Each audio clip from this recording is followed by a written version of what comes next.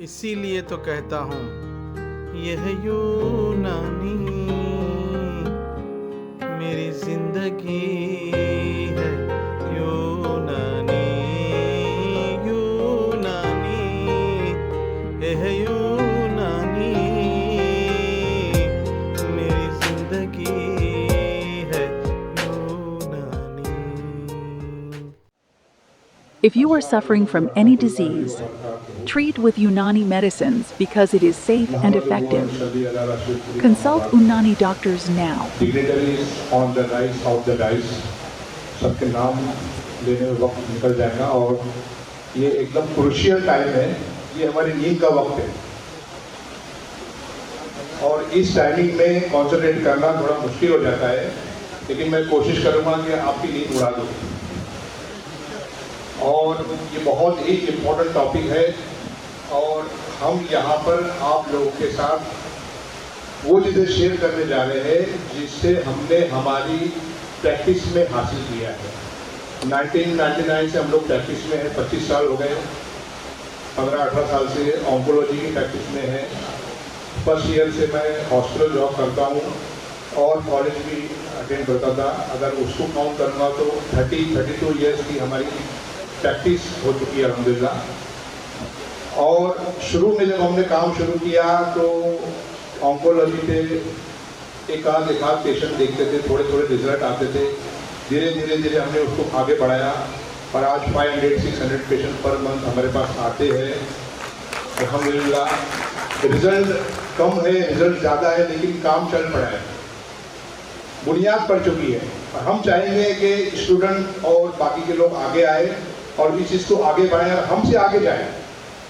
हमारा मकसद अपने आप को बहुत बड़ा हकीम और बहुत बड़ा ऑन्कोलॉजिस्ट इस्टेब्लिश करना नहीं है। हमारा मकसद है पैथी जिंदा हो, और पैथी कोई एक अकेला आदमी लेके नहीं चल सकता है। सब लोग मिल के काम जैसे करता मिला के काम करेंगे, रिसर्च करेंगे और उसूलों को जो है मुरतब करेंगे और उसूल बना के काम करेंगे इंशाल्लाह। तो यूनानी पैथी का नाम होगा। यूनानी पैथी का नाम दो ऐसे वजूहात से हुआ है पिछले कुछ सालों में।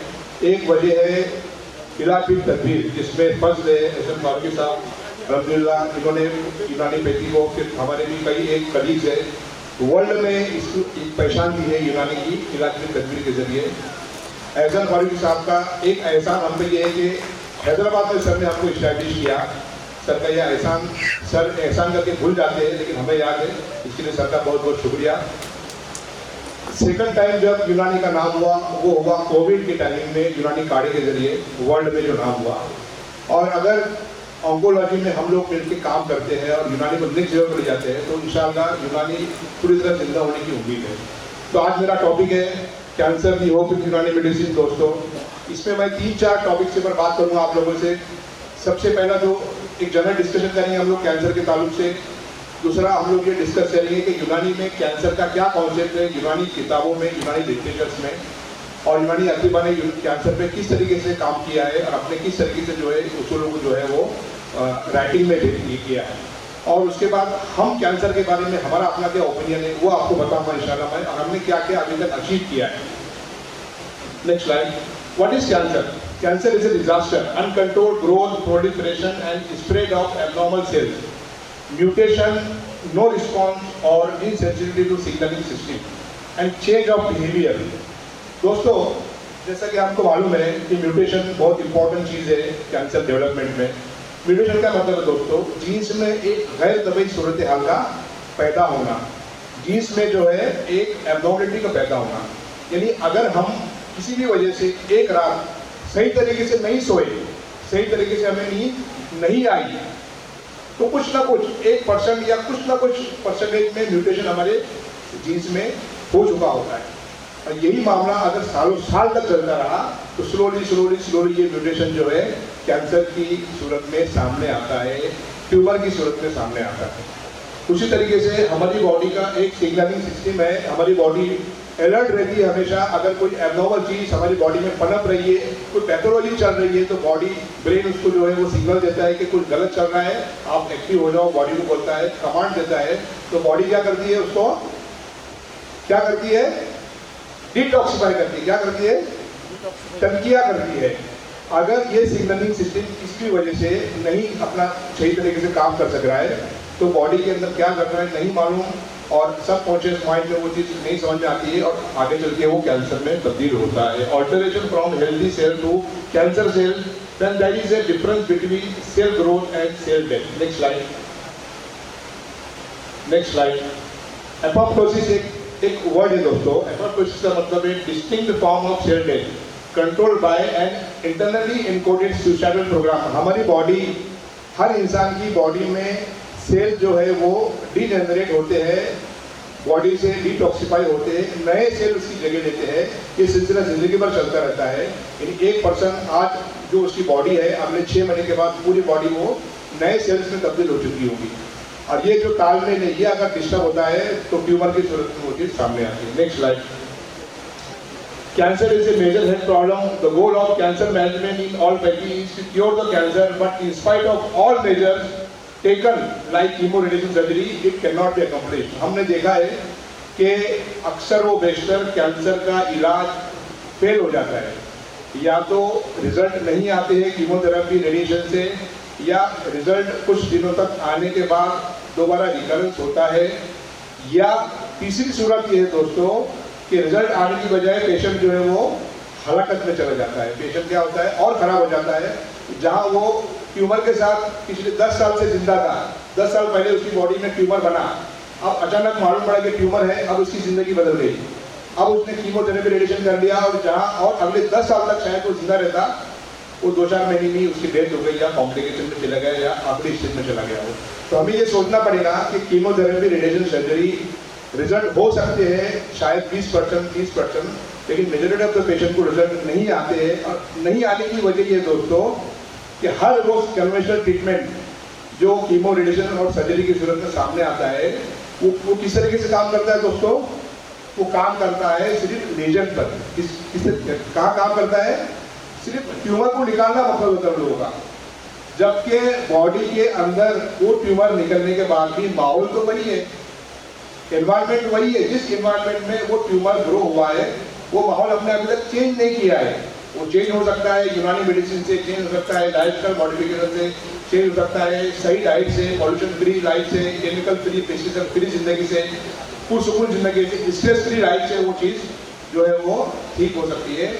लेकिन हमने सिर्फ और सिर्फ एक कन्वेंशनल इलाज के ऊपर डिपेंड रहा और बाकी के ऑल्टरनेटिव थेरेपी को डेवलप नहीं किया, जिसकी वजह से सक्सेस बहुत कैंसर का आज कम है।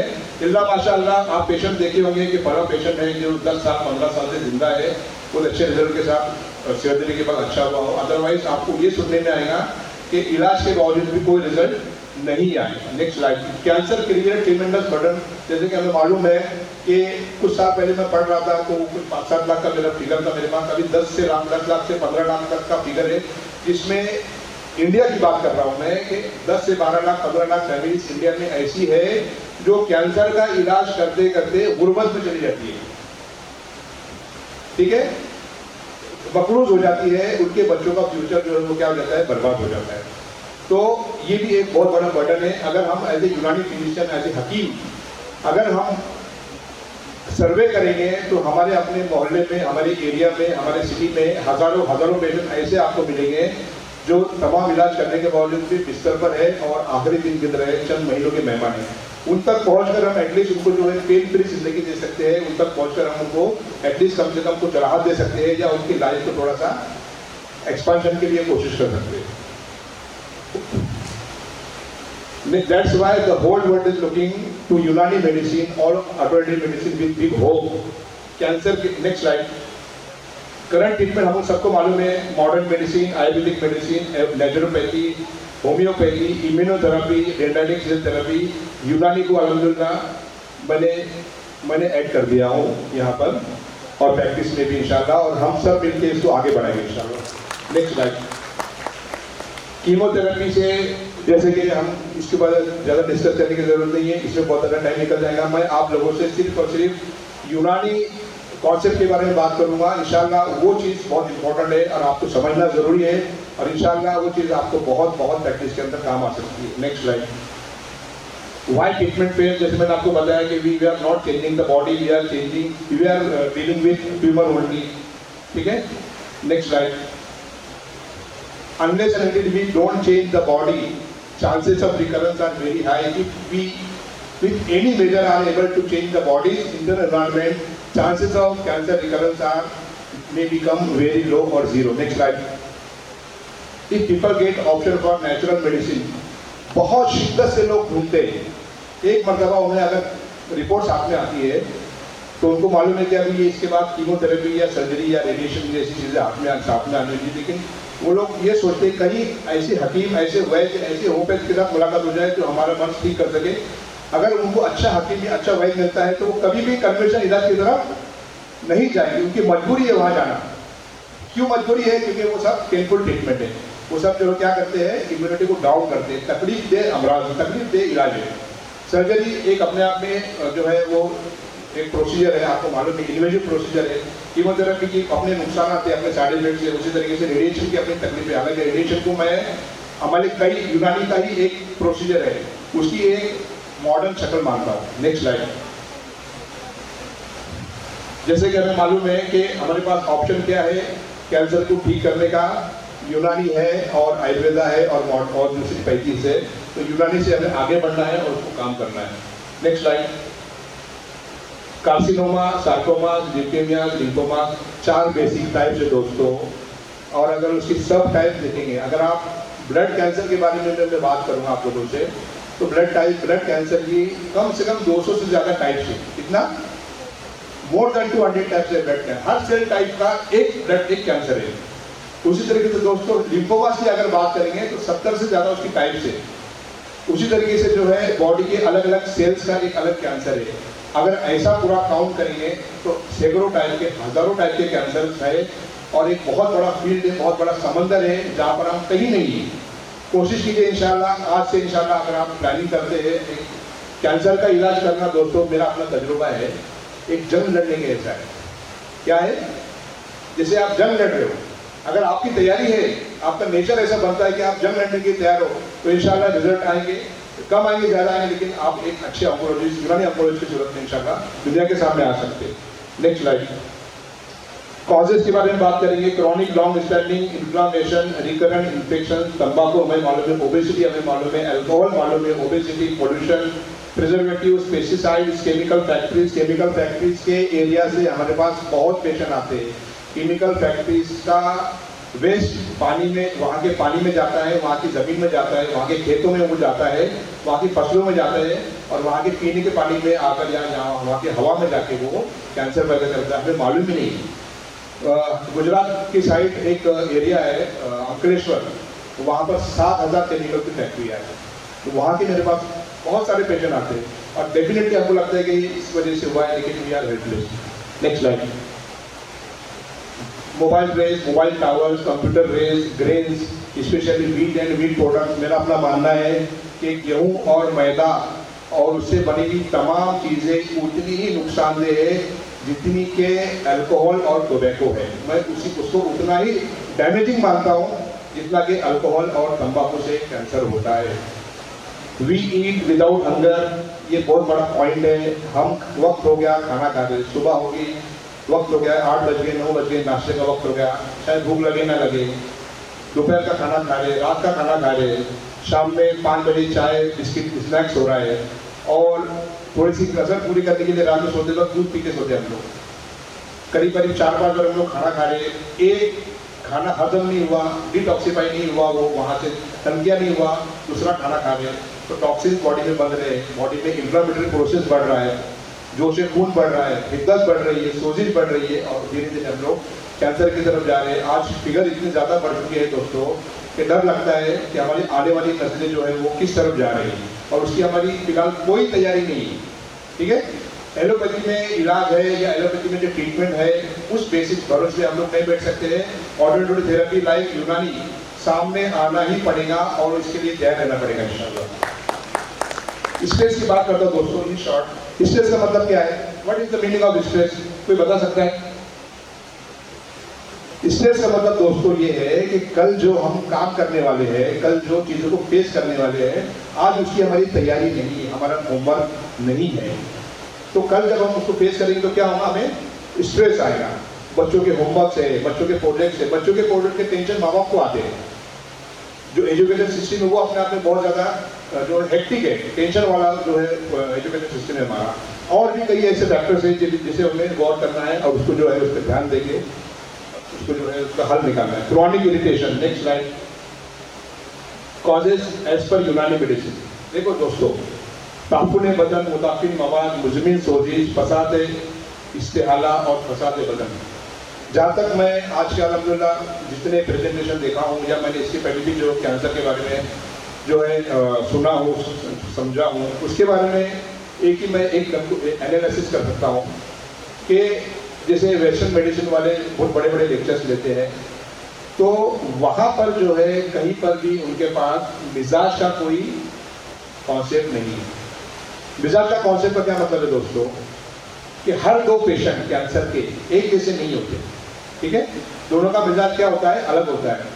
कुछ पेशेंट की तो ऐसे अल्फाज सुना मैंने, कितना डरते हैं वो बोलते हैं हम लोग मर जाएंगे लेकिन सर्जरी नहीं करेंगे, हम लोग मर जाएंगे लेकिन कीमोथेरेपी नहीं करेंगे, इतना डरते हैं वो। इसका मतलब क्या है दोस्तों, उनका अपना एक पर्टिकुलर मिजाज है। उसी तरीके से हम लोग यूनानी लेक्चर्स की तरफ, यूनानी लिटरेचर की तरफ आते हैं तो हम लोग सौदा के आगे बढ़ते ही नहीं, ठीक है। मेरा अपना मानना है दोस्तों, आप मुझसे जो है अपोज कर सकते हैं, इसमें तनकीद कर सकते हैं, आप डिफरेंस ऑफ ओपिनियन हो सकता है कि सौदा जो है अपने आप में एक खिल्त है, एक मिजाज है, मैं इसको जरूर मानता हूँ, इसमें कोई शक को शुबे की बात नहीं है, ठीक है।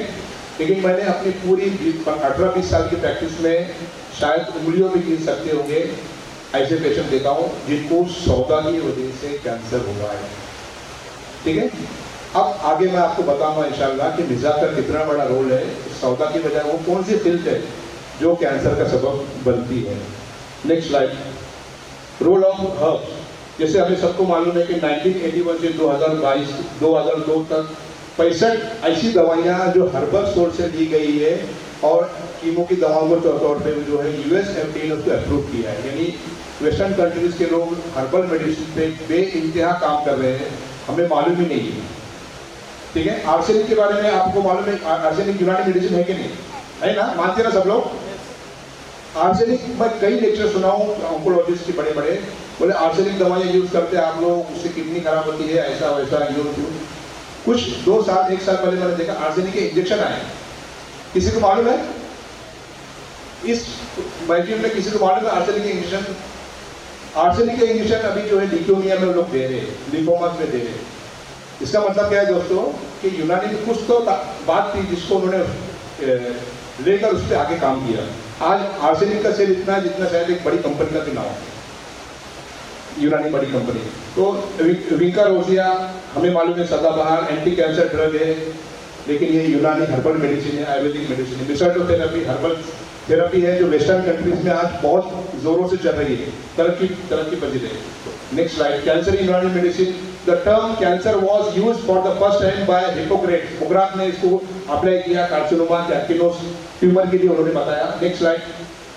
अरस्तु जारेनुस ने कैंसर को सफरावी सौदावी मर्ज बताया, उनकी किताबों में, उनके लिटरेचर में ये बात मिलती है। Next slide. उसी तरीके से अबुल कासिम अल जोराबी फर्स्ट यूनानी सर्जन थे जिन्होंने सीए ब्रेस्ट का पहली मरतबा सर्जरी किया।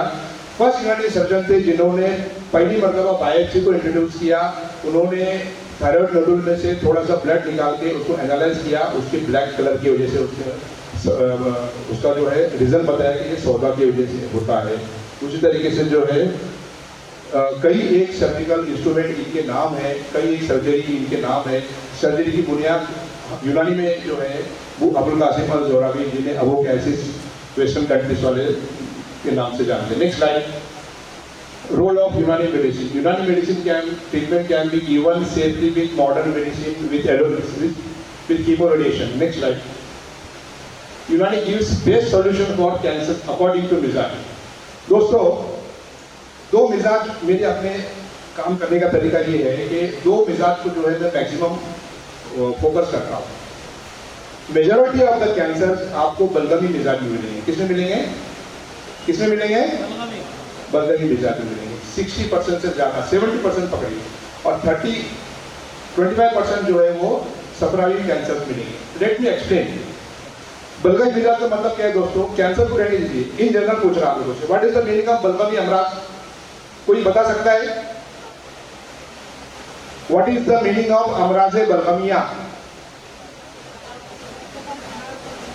जोर से बोलो, जोर से।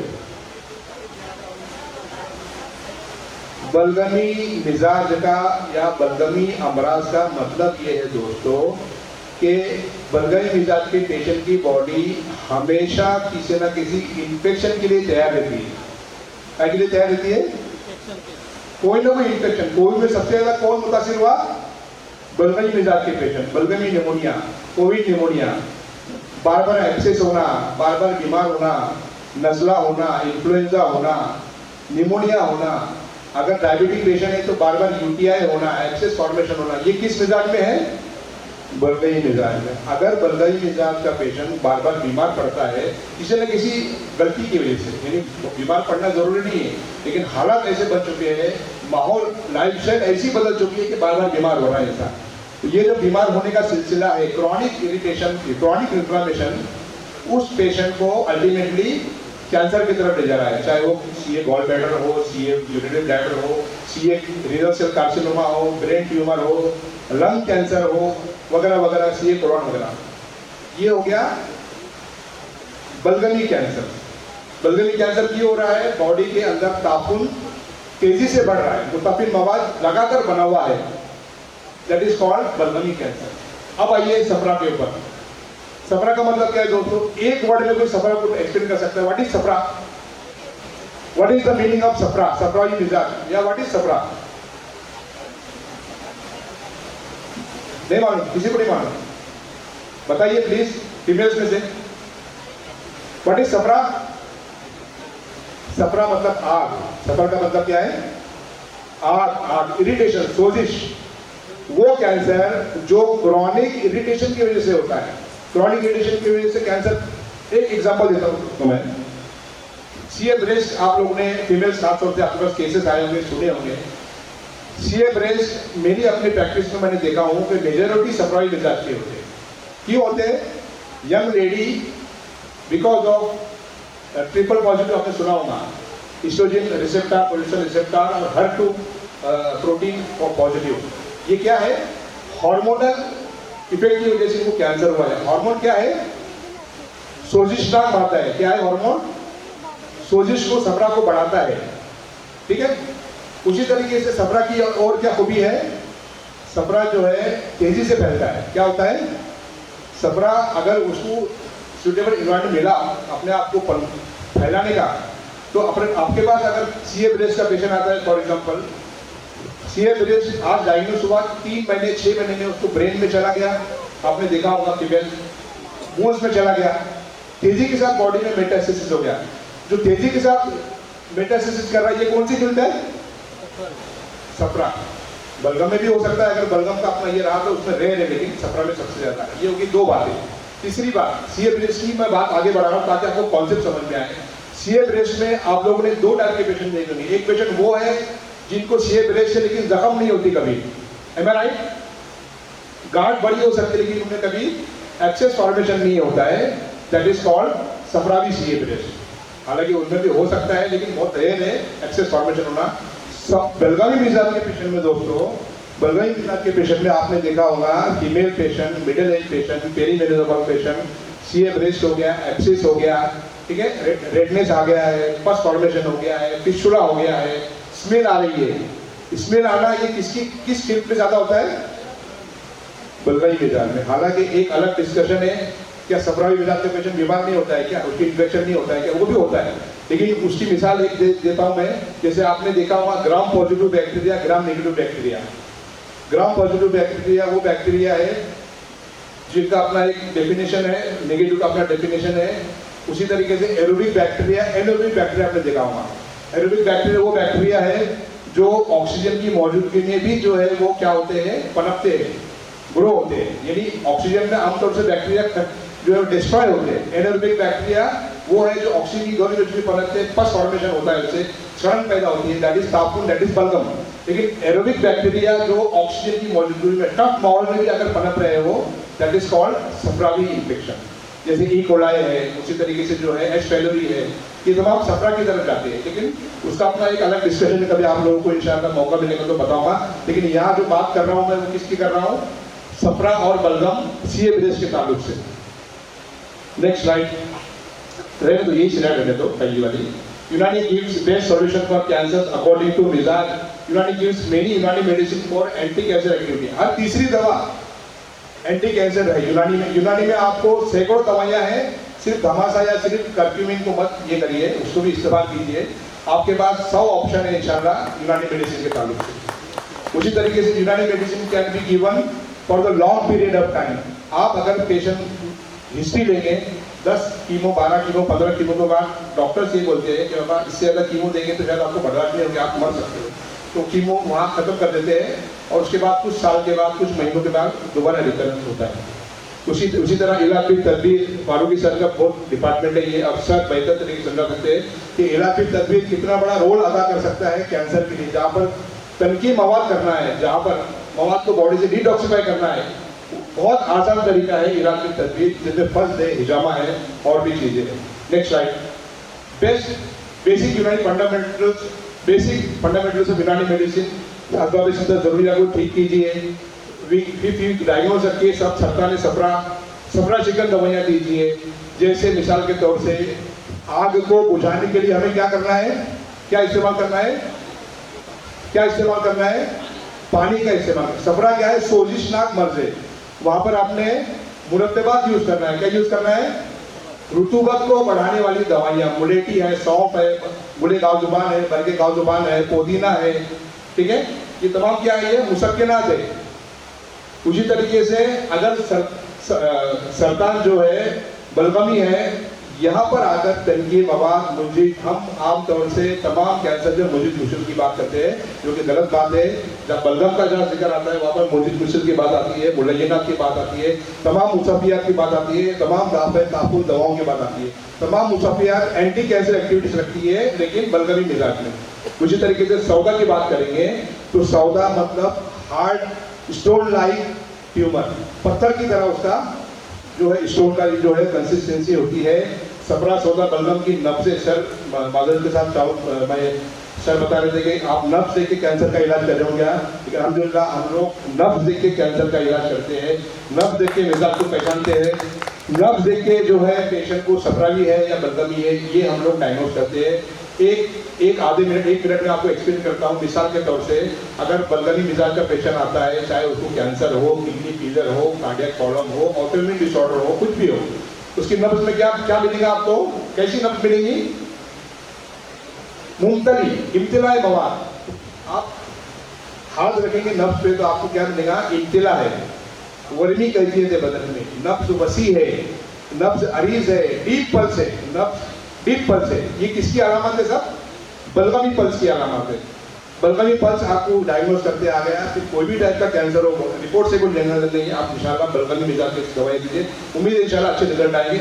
कम से कम बाकी के लोगों से तो रिजल्ट आपके पास बेटर आ सकते हैं। उसी तरीके से सफरावी मिजाज के पेशेंट की नब्ज सतही होती है, कैसी होती है, सुपरफिशियल। आप नब्ज पे हाथ रखेंगे तो आपको जो है नब्ज जो है वो सतही मिलेंगी। उसी तरीके से नब्ज सरी मिलेंगी, पाल्पिटेशन के साथ रहेंगी नब्ज। उसी तरीके से नब्ज सरीर मिलेंगी, क्या मिलेंगी, शॉर्ट पल्स, और बलगम के मुकाबले में थोड़ी सी फास्ट मिलेंगी। ये तमाम बहुत सिंपल चीज़ें दोस्तों, गौर करेंगे तो बहुत आसानी के साथ आपको मिल सकता है, वरना बहुत मुश्किल लगता है। ऐसा लगता है कि कैंसर में जो है जाना ही नहीं है। कैंसर के एज ए यूनानी फिजिशियन कैंसर जैसी फैकल्टी को चुनना प्रैक्टिस के लिए एक बहुत बड़ा जो है ये एक रिस्क है, ठीक है, क्योंकि नेगेटिविटी आज से 10-15 साल पहले हम लोग इलाज करते थे, 0 रिजल्ट, पेशेंट चले जाते थे, पेशेंट की फैमिली भी टूट जाती थी, जो जनरल प्रैक्टिस के लिए जनरल प्रॉब्लम के लिए आते थे हमारे पास वो भी नहीं आते थे। धीरे धीरे प्रैक्टिस बहुत 80% खत्म हो गई, लेकिन अल्हम्दुलिल्लाह कुछ पेशेंट रिजल्ट आना शुरू हुए कैंसर के। फिर उस पेशेंट ने कम से कम अपने फैमिली के कई मेंबर को लाए और धीरे धीरे अल्लाह ने आज थोड़ा बहुत नवाजा है फाइनेंशियली। नेक्स्ट स्लाइड, वापिस बैक जाओ। एक इम्पॉर्टेंट पॉइंट है दोस्तों, सौदा भी दवाइयाँ, सौदा चूंकि एक बारिद और याबिस एक फील्ड है, तो वहाँ पर जो है वो दवाइयाँ देंगे जो गर्म करो या गर्मी पैदा करे या सोजिश बढ़ाए, जैसे कि आपको राई है, जैसे कि बापची है, जैसे कि मेथी है, जीरा है, बरगे सुदाब है। ये दवाइयाँ क्या है, मुखरिश है, खराश पैदा करती है, लेकिन ये सौदा की मौलवी है। यही दवाइयाँ अगर सफरा में देंगे तो क्या होगा, इरिटेशन बढ़ेगा तो सफरा के कैंसर में इजाफा होगा। Next slide. This is the research era. We should diagnose on basis of मिजाज, बलगमी कैंसर, सफरावी कैंसर, सौदावी कैंसर, हर दो पेशेंट अलग अलग होते हैं। Next slide. रोल ऑफ मिजाज इन कैंसर। अभी मेरे पास शायद 5 मिनट या 7 मिनट 10 मिनट में मेरे लेक्चर में खत्म कर दूंगा इंशाल्लाह। आपको बता के लिए लग रहा हूँ ताकि आप लोग थोड़ा अलर्ट रहे। 5-10 मिनट। एक पेशेंट मेरे पास आती है दोस्तों, बहुत इंपॉर्टेंट बात है। अगर मैं सफरावी कैंसर को डायग्नोज करके काम कर रहा हूँ तो मेरी प्रैक्टिस में मैंने कितना उसको सही पाया। सीए कॉक्सिस की पेशेंट है, कॉक्सिस टेलबोन है, और मैंने बगैर देखे दवा, बम्बई की पेशेंट है, वो क्रिश्चियन पेशेंट है सर। तो उसको मैंने बलगमी मिजाज के हिसाब से मैं ज़्यादातर प्रीफर करता हूँ, दवाइयाँ भेजा उसको मैंने। 8 दिन के बाद फोन आया कि कोई रिजल्ट नहीं आया, बल्कि पेन बढ़ गया। ठीक है, क्योंकि बलगम क्या करता है, तनके को बढ़ाता है। तनके बढ़ाने की सूरत में सफरा में नुकसान होगा। फिर इमीडिएट मेरा एक माइंड फिक्स से जाना कि इमीडिएट उसको सफरा शिकन दवाइयाँ भेजा मैंने, जिसके अंदर कोडेटी है, सौंफ है, पुदीना है, कलौजी है, उसी तरीके से जो हल्दी है, ये दवाइयाँ भेजा मैंने उसको। अल्हम्दुलिल्लाह 1 महीने में लेडी चलने लगी। ठीक है, क्योंकि मैंने उसकी सोजिश को खत्म किया। किस चीज़ को खत्म किया मैंने? इरिटेशन को खत्म किया। आज 2 साल हो गए, वो लेडी का लीजन 60-70% खत्म हो चुका है, पूरा मॉल घूमती है अभी। ठीक है, तब कहीं जाके कॉन्फिडेंस आता है कि वाकई में हमारी जो थ्योरी हम पेश कर रहे हैं वाकई उसमें कितनी सच्चाई है। सीए प्रेस दोनों मिजाज में देखा मैंने। एक और जो है पेरी एम्पलरी कार्सिनोमा, जहाँ पर जॉन्डिस बढ़ जाता है। मेरे पास एक पेशेंट आया था, he was basically from Bangalore, Muslim patient, बड़ा बिजनेसमैन। उन्हें आए थे गूगल पे से ढूंढ के। बिलिरुबिन 24-25 था, कितना था, और तमाम अलामत सफरावी नब्ज में, पेशेंट के बिहेवियर में डायग्नोज कर लिया मैंने। पहले दिन से ही उसको सफरा चिकन शुरू किया दोस्तों। तो 24 बिलिरुबिन से एकदम पीलिया पूरी बॉडी में फैला हुआ था। एक पर आने के लिए उसको 3 महीने लगे। कितने महीने लगे? और अल्हम्दुलिल्लाह उसके बाद कभी जॉन्डिस नहीं हुआ, वो ठीक हो गया। ठीक है, फिर हमने कुछ पेरी एम्पलरी कार्सिनोमा के और सेम पैटर्न के केसेस ट्रीट किया अल्हम्दुलिल्लाह। अक्सर वो पेशेंट को रिजल्ट आए, जिनको नहीं आए उसमें और काम करने की जरूरत है, रिसर्च करने की जरूरत है। कोई एक मैं उसूल मुरातब नहीं कर रहा हूँ, बल्कि मैंने मेरा अपना एक हाइपोथेसिस आपको बता रहा हूँ कि पैरामीटर्स तेजी से बढ़ना, जैसे ट्यूमर मार्कर है और तेजी से बढ़ गया, 1000 हो गया, तो वो किस वजह से हो रहा है? सोजिश की वजह से हो रहा है। किसकी वजह से हो रहा है? सफरा की वजह से हो रहा है। और पैरामीटर्स का स्लो आगे बढ़ना, ये किस मिजाज में होता है? बलगम में होता है। तो पैरामीटर्स को देख के भी हम लोग मिजाज को पहचान सकते हैं। उसी तरीके से सीए गॉलब्लैडर की मेरे पास पेशेंट है बम्बई की, 3 महीने दवा ली, वो पेशेंट पूरी तरह ठीक हो चुकी है। आज उसको 5 साल हो गए। कितने साल हो गए? 5 साल हो गए। आज भी अच्छी है वो। सफरा शिकन मेडिसिन दिया था मैंने उसको, वॉमिटिंग वगैरह सब जो थी उसको, आज अल्हम्दुलिल्लाह वो ठीक है। मैं आप लोगों को जिसको भी कंफर्म करना है, मैं आपको वीडियो कॉन्फ्रेंसिंग में आपको इंशाल्लाह उस पेशेंट से जो है रूबरू बात करा सकता हूँ। सीए गॉलब्लैडर की एक और पेशेंट है मेरी, बलगमी मिजाज की थी, 28 किलो वजन था, 85 एज है। दवाइयाँ शुरू करने के बाद 8 दिन में वो चलने फिरने लगी। उसका 28 किलो से 60 किलो वजन हुआ और आज भी अच्छी है अल्हम्दुलिल्लाह। उसका भी मेरे पास इंटरव्यू है, उसका भी नंबर है। कुर्ची की पेशेंट है वो, कर्नाटक। आपको उससे भी इंशाल्लाह बात हो सकती है। यहाँ बलगमी मिजाज, सीए गॉलब्लैडर, सफरावी मिजाज, CA gallbladder, CA. Next slide. CA oesophagus, बलगम में भी देखा हूँ मैंने, सफरा में भी देखा हूँ। ब्रेन ट्यूमर आमतौर से मैं कई पेशेंट ट्रीट किए हम लोगों ने। CA coccyx, CA colon, CA urinary bladder. Next slide. ठीक है, next slide, next slide, next slide. बहुत सारे केसेस दोस्तों, काफी वक्त नहीं है। सेल टाइप एडेनोकार्सिनोमा बलगमी मिजाज में हमने देखने को मिला है। ठीक है, म्यूकस सेक्रेटिंग ग्लैंड है। हेपेटाइटिस बी ज्यादातर सफरा चिकन एक्टिविटीज देखा हूं मैंने। Next slide, next slide. मैं एक केस बताता हूँ दोस्तों, शायद इसके बाद मैं मेरा लेक्चर रोक लूँगा। कुछ फोटोज आपको बताऊँगा मैं, इसके बाद मेरा लेक्चर में खत्म करूँगा। कई ये केसेस है दोस्तों। एक केस था सीए कोलॉन का, कम से कम 1.5 किलो का ट्यूमर था उसका। 6 महीने मेरा इलाज किया उन्होंने, वो ट्यूमर हो गया 1.5 किलो से 250-300 ग्राम का हुआ। फिर उन्होंने जाके सर्जरी किया। आज अल्हम्दुलिल्लाह 10 साल हो गए वो अच्छा। ये हो गया एक तरीका इलाज, यानी यूनानी से ऑपरेशन करना ही नहीं है ऐसा हम लोग कभी नहीं बोलते, बल्कि हम लोग बोलते हैं आप ऑपरेशन कर लीजिए, ट्यूमर बटन निकाल दीजिए, रिकरेंस के लिए हमारे पास आइए। ऐसे कई केसेस ही ओरल कैविटी के ट्रीट किए हमने पोस्ट ऑप। हमारा एक कजिन मेरे सगी बूटी का लड़का है, थोड़ा सा लेबर काम करता है बेचारा, वो बहुत अच्छा प्रेजेंट करने ऐसा केस है दोस्तों। उसको जर्म सेल ट्यूमर का पेट के अंदर 1.5 किलो का कम से कम। अब घर की मुर्गी दाल बराबर मेरे पास तो कभी आई नहीं हो, वो गए कीमोथेरेपी करने, रेडिएशन करने, उन्होंने 32 रेडिएशन और 28 कीमोथेरेपी किए। 1.5 किलो से वो गांठ आधा किलो तक आ गई या 300-400 ग्राम तक आ गई, इतनी बड़ी हो गई। लेकिन डॉक्टर साहब बोलना था कि कीमो और रेडिएशन इसके आगे नहीं दे सकते, आप जाइए 6 महीने के बाद अगर गांठ बढ़ती है तो दोबारा कीमो रेडिएशन करेंगे, और अगर अभी कंडीशन में आपको दोबारा हम लोग कीमो रेडिएशन देते तो शायद आपकी जान को खतरा है। उस कंडीशन में फिर मेरे पास मजबूरी के दर्जे में आया वो। 1.5 साल इलाज करने के बाद वो आधे किलो की ट्यूमर खत्म हो गया। खत्म होके भी 5 साल हो गया अल्हम्दुलिल्लाह। पेशेंट आज भी अच्छा है। उस पेशेंट का वजन 50 किलो था। उसका इंटरव्यू मेरे चैनल पे 150 वीडियो है मेरे चैनल पे, पेशेंट के इंटरव्यू के, और मेरे अपने कुछ वीडियोज है। जिन्होंने इंटरव्यू दिए उनका इंटरव्यू लिया मैंने, अभी तो लेना भी बंद कर दिया। अगर मैं वाकई में सबका इंटरव्यू लूंगा अगले तक 2000 वीडियो जमा हो जाएंगे। कितने? 2000 वीडियो जमा हो जाएंगे। उसका वजन था 50 किलो जब मेरे पास आया था वो, आज 90 kg का आदमी है वो, और मेहनती आदमी है, लेबर आदमी है। Next slide.